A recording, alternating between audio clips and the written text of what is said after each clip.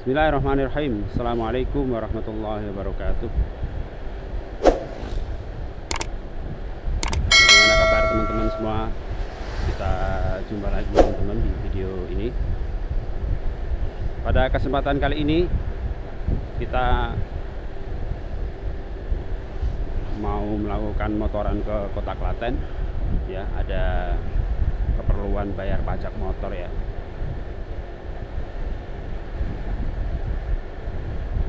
Saya sekarang posisi ada di jalan raya Cawas Bayat, teman-teman. Tepatnya saya sekarang berada di depan SD Negeri 1 Banyuripan. Bagi teman-teman yang lihat video-video saya sebelumnya mungkin sudah sering ya lihat lokasi ini di dalam video. Ini adalah pertigaan Banyuripan. Kalau ke arah kiri nanti kita dapat menuju ke Provinsi Daerah Istimewa Yogyakarta. Tadi yang sebelah kiri tadi ya teman-teman. Atau ke Desa Jarum ya, sentra batik di Kecamatan Bayat ataupun Kabupaten Klaten. Nah, kita lurus ke arah Kota Klaten, teman-teman. Sebelah kiri ini teman-teman ada bangunan laboratorium lapangan milik Universitas Gadjah Mada.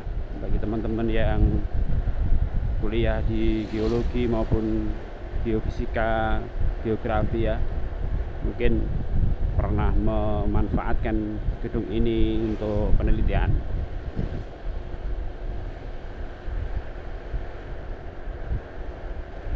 Kita terus teman-teman ya menuju ke arah Kota Klaten dan kita masih di Jalan Raya Bayat Cawas.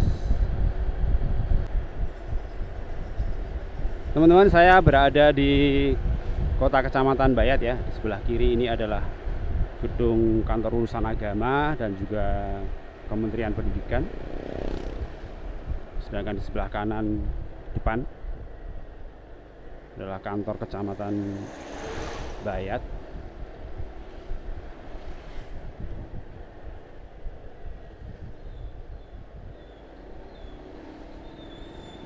Sebelah kiri adalah Koramil Kecamatan Bayat. Ini sudah jam 7 lebih sedikit ya, kondisi masih ramai teman-teman. Kita lihat apakah pasar Bayatnya sudah pada buka warungnya. Nah, sekarang kita masuk ke wilayah daerah di sekitar pasar Bayat ya teman-teman. Dan ternyata memang belum banyak yang buka. Mungkin sebentar lagi ya, setengah 8 atau jam 8.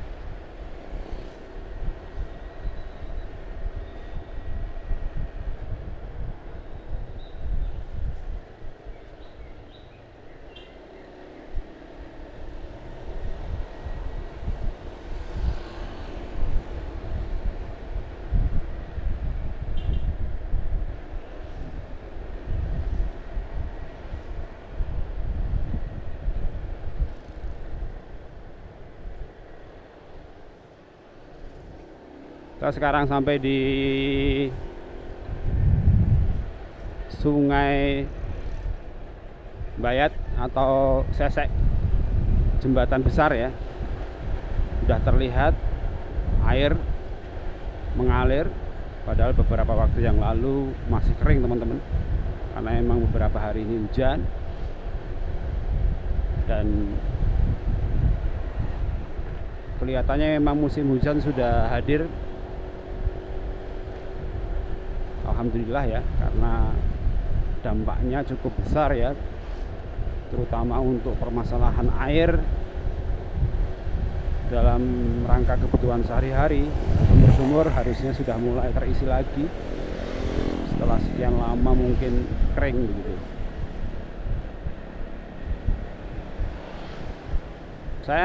Kita akan meninggalkan wilayah Kecamatan Bayat teman-teman, ditandai dengan tugu gapura yang ada di kanan tadi ya. Kita masuk ke Kecamatan Wedi dan wilayah yang pertama kita masuki yaitu wilayah Desa Melian,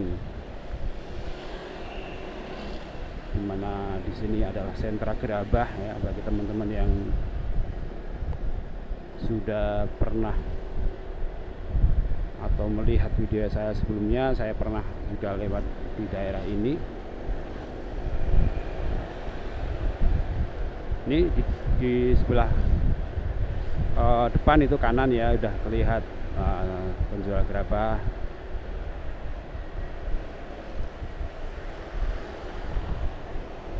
Jadi kualitas gerabah di desa ini teman-teman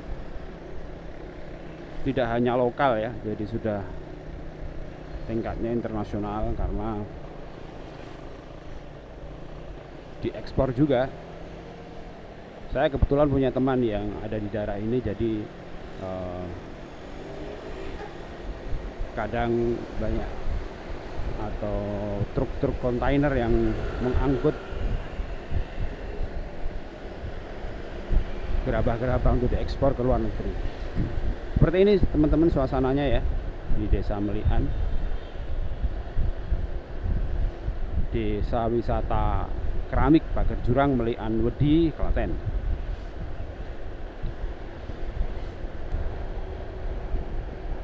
Baik teman-teman semuanya, saya masih terus menuju ke kota Klaten. Seperti yang saya bilang tadi teman-teman, saya ingin membayar pajak motor ini ya 5 tahunan, jadi ganti plat ya teman-teman. Ada hal yang menarik sebenarnya kalau kita mau membahas terkait dengan pajak kendaraan. Jadi secara umum memang membayar pajak ini sesuatu yang apa ya, di satu sisi wajib pajak itu ya boleh dikatakan kurang semangat lah, boleh dikatakan seperti itu, atau mungkin ada yang semangat sekali gitu. Tapi setahu saya ya antusiasme orang membayar pajak itu sebenarnya ya kurang gitu. Maksudnya kurang adalah mereka yang bayar pajak itu lebih ke arah karena memang itu sebuah kewajiban gitu. Kalau nggak bayar nanti bermasalahan gitu. Jadi bukan seperti sebuah kesadaran bahwa ini adalah dalam rangka berpartisipasi menjadi warga negara yang baik begitu ya. Jadi kenapa orang-orang yang bayar pajak itu mungkin cenderung malas ya, karena ada hal-hal yang mungkin membuat mereka malas dari sisi jumlah ya, pertama ya. Yang kedua mungkin dari sisi cara. Yang ketiga teman-teman mungkin dari sisi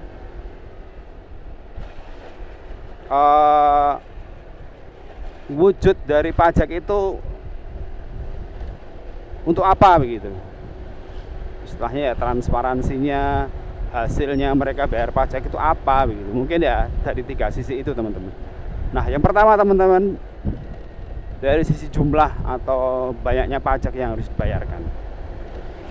Jadi ini kalau masalah pajak kendaraan bermotor ya, jadi saya tidak membahas yang lain, saya membahas pajak kendaraan bermotor. Memang tentu ada variasinya. Mereka yang memiliki motor dengan cc yang besar tentu bayar pajaknya juga besar. Ya, motor besar, tahun muda ya pasti besar. Sedangkan mereka yang memiliki kendaraan bermotor tahun lama dan cc-nya kecil ya 110 ataupun bahkan di bawahnya ya, motor-motor jadul, ya bayar pajaknya tidak akan banyak begitu. Nah Maksud saya teman-teman, sebenarnya permasalahan pajak ini adalah permasalahan yang sifatnya menunjukkan kejujuran kita sendiri. Jadi kalau semisal ya kita itu memiliki motor dengan cc yang besar, ya contohlah kayak ya sekarang itu motor-motor besar yang mahal ya seperti Vespa maupun X-Max-nya Yamaha ya 250 cc atau NMAX 150, 160, atau Vario 160 begitu. Tentu bayarnya mahal begitu ya, dalam artian lebih besar dibandingkan dengan motor-motor yang cc-nya di bawah, yang ada 110 lah, 125. Tentu lebih murah yang cc-nya sedikit kecil begitu. Nah, maksud saya adalah teman-teman, kejujuran kita itu sebenarnya diuji di situ. Jadi ketika kita masih merasa berat membayar pajak dari sisi jumlah, ya mungkin kita harus menyesuaikan dengan kepemilikan motor yang kita miliki. Kalau memang tidak kuat membayar pajak ya nggak usah pakai motor yang cc-nya besar gitu. Tentu saja kalau mereka-mereka yang tidak bermasalah ya memang ya nggak masalah, berarti memang sudah jatahnya emang itu pantas ya untuk dipakai. Motor-motor besar itu untuk pemakainya yang tidak enggan untuk bayar pajak dari sisi jumlah. Intinya teman-teman, memang kita harus atau kita sendirilah yang bisa mengukur keadaan kita. Itu faktor yang pertama, yaitu mungkin rasa malas untuk bayar pajak itu dari sisi jumlah. Nah, solusinya tadi ya sesuaikan dengan kemampuan kita agar kita tidak malas begitu ya. Yang kedua teman-teman, dari sisi caranya ya. Jadi di beberapa tahun ini sudah ada revolusi ya dalam cara pembayaran pajak, dan itu patut disyukuri ya. Jadi awalnya atau dulunya bayar pajak itu ya harus ke kantor pajak, antrenya banyak begitu kan. Tapi ada revolusi pembayaran pajak sehingga mereka petugas pajak itu menjemput bola ya. Ada yang hadir di kecamatan, di setiap kecamatan itu ada ya bayar pajaknya. Kemudian ada di tempat-tempat Car Free Day, bahkan dibuka sampai sore juga ada, bahkan bekerjasama dengan kantor-kantor swasta begitu ya. Jadi jemput bola intinya ya, mereka menyediakan waktu, tenaga, transportasi untuk melayani para pembayar pajak ini. Jadi teman-teman yang mau bayar pajak ya mudah sekali. Atau sekarang kalau di Jawa Tengah ya ada aplikasi Sakpole. Jadi para wajib pajak ini bisa bayar online dan sangat mudah. Ya, sangat mudah. Tidak pakai ribet ya. Kita tinggal daftar di situ, kemudian mengikuti proses-prosesnya. Hanya mungkin sedikit agak ribetnya kalau kepemilikan motornya itu berbeda dengan STNK-nya begitu ya. Jadi ini agak ribet sih kalau secara online. Tapi secara umum teman-teman, jika motor itu milik kita sendiri, atas nama kita sendiri, ya sangat mudah untuk melakukan pembayaran pajak. Itu dari sisi cara pembayarannya sudah ada revolusi yang besar ya. Terima kasihlah untuk pemerintah ya yang menjadi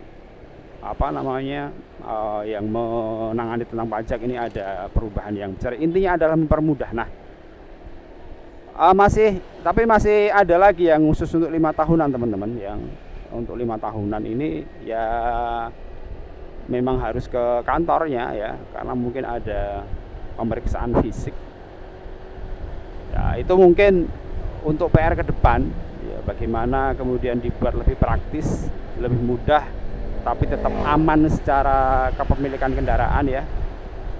Ya silahkan nanti diolah, kemudian dihasilkan sebuah kebijakan. Intinya adalah para pembayar pajak ini yang notabene adalah orang yang mengasih uang ya, itu tetap dipermudah. Mereka tetap mudah di dalam membayar pajak, tidak merasa kesulitan dan lain sebagainya. Itu yang kedua teman-teman, yang mungkin membuat kita males ya, jadi membayar pajak itu caranya. Yang ketiga adalah dampak real terhadap kehidupan kita. Jadi kita bayar pajak nih, ya jelas yang kita bayarkan itu uang ya, bukan daun gitu. Tentu kita berharap uang yang kita bayarkan ya, walaupun ya mungkin kalau dihitung ya tidak seberapa ya, 100-200 ribu kalau pajak motor ya, dengan kendaraan yang sesinya tidak besar ya, kecuali kalau yang sudah benar-benar kendaraan mewah itu beda lagi ya, mungkin ya nggak terlalu banyak, ratusan ribu lah. Cuman bagaimanapun ya itu kan tetap uang, dan itu dikalikan sekian banyak wajib pajak, artinya kan jumlah uang yang terkumpul itu kan tentunya banyak sekali. Nah, dampaknya itu memang sebenarnya harus ditampilkan oleh pemerintah. Ini loh yang kalian bayarkan itu, ini hasil dari pajak kalian, dan ini loh penjagaan terhadap pajak yang kalian bayarkan itu ini. Jadi kami benar-benar merawat atau benar-benar menjaga uang pajak kalian itu biar tidak dikorupsi ya, dijaga biar tidak dimanfaatkan atau digunakan untuk hal-hal yang tidak semestinya begitu. Nah, teman-teman, sebelumnya saya sekarang ada di Terminal Klaten ya. Jadi ini Terminal Klaten, di daerah Terminal Klaten, Terminal Insinyur Soekarno. Nah, kita lanjut ya. Jadi yang ketiga tadi, bahwa seandainya kemudian terlihat dampak dari membayar pajak itu, entah itu dalam bentuk apapun ya, kemudian itu ditunjukkan ke masyarakat kita, maka ya mungkin orang akan merasa, oh iya ternyata apa yang selama ini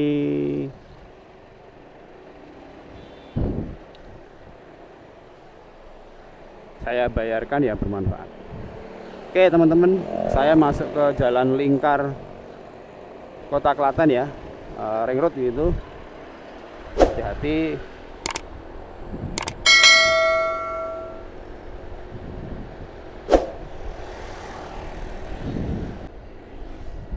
Dari jalan lingkar selatan teman-teman, di Klaten kita masuk menuju ke daerah Serago ya. Bagi teman-teman juga yang pernah melihat video-video saya sebelumnya, juga kita pernah lewat daerah sini ya teman-teman. Oh, ini memang pasar Serago ini ramai teman-teman.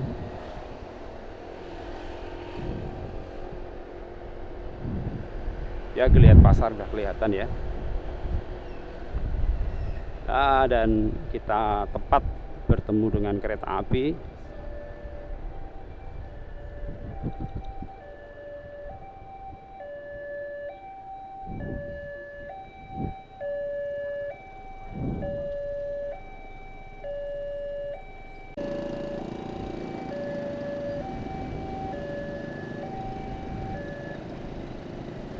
Wow, ramai sekali teman-teman ya. Jadi sabar.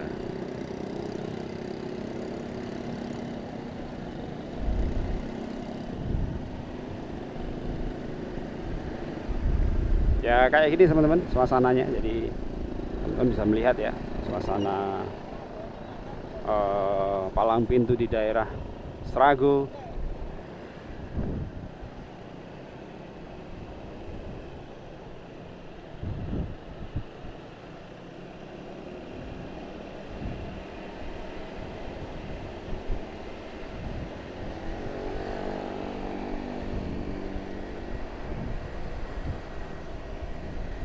Oke, kita lurus terus teman-teman menuju ke arah kota, di kantor pajak Kabupaten Klaten. Ya, menyambung yang tadi teman-teman. Jadi kesimpulannya emang kemudian ada 3 tadi ya. Kalau kemudian wajib pajak itu mungkin kurang semangat lah kalau boleh dikatakan ya, bukan dengan bahasa yang males gitu. Tapi kurang semangat ya, mungkin ada 3 faktor tadi. Ya, 3 faktor tadi. Yang satu tentu adalah kesadaran diri terkait dengan kemampuan di dalam membayar pajak ya, terkait kendaraan apa yang dimiliki dan sebagainya ya. Kalau memang tidak mampu bayar yang mahal ya jangan punya kendaraan yang mahal gitu ya. Tapi kalau mampu ya silahkan. Yang kedua adalah kebijakan dari penyelenggara pajaknya. Jadi ya, terkait dengan tata cara, silahkan nanti dibuat sistem pembayaran pajak yang paling mudah dan gampang, tentu tetap safe ya, tetap aman terkait dengan masalah kendaraannya ya. Sudah ada revolusi ya, kita syukuri ya, revolusi terkait pembayaran pajak lebih mudah sekarang, mungkin bisa lebih ditingkatkan lagi. Oke, ini kita berada di X Polres Klaten ya teman-teman, sebelah kanan ini. Di depan itu sudah ada jalan Jogja Solo ya, di depan itu, di depan sana kita di perempatan Polres ya kalau istilahnya, perempatan Polres di depan. Kita akan bertemu dengan jalan Jogja Solo. Jadi teman-teman, para penyelenggara pajak ya silahkan nanti dibuat sistem yang paling memudahkan para wajib pajak. Plus kemudian pemerintah karena yang akan memanfaatkan pajak, uang pajak ya silahkan dipakai pajak itu untuk hal yang benar-benar membawa manfaat untuk masyarakat begitu ya. Kita masuk ke jalan Jogja Solo teman-teman, hati-hati, satu arah ini teman-teman ya. Oke, kita mau masuk.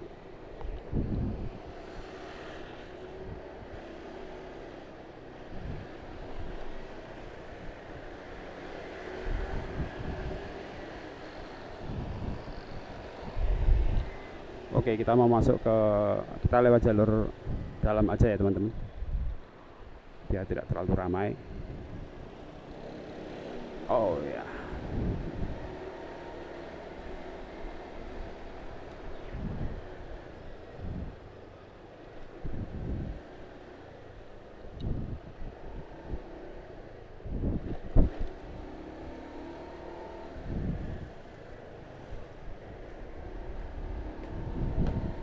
Nah, kantor pajak itu ada di sebelah kanan ini teman-teman ya, sebelah kanan yang gedung lantai 2 ini ya. Ini jadi kita tinggal belok dikit udah masuk ke kantor pajak.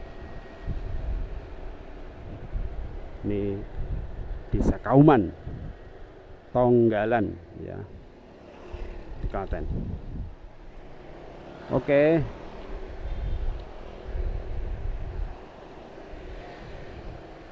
Kita masuk teman-teman.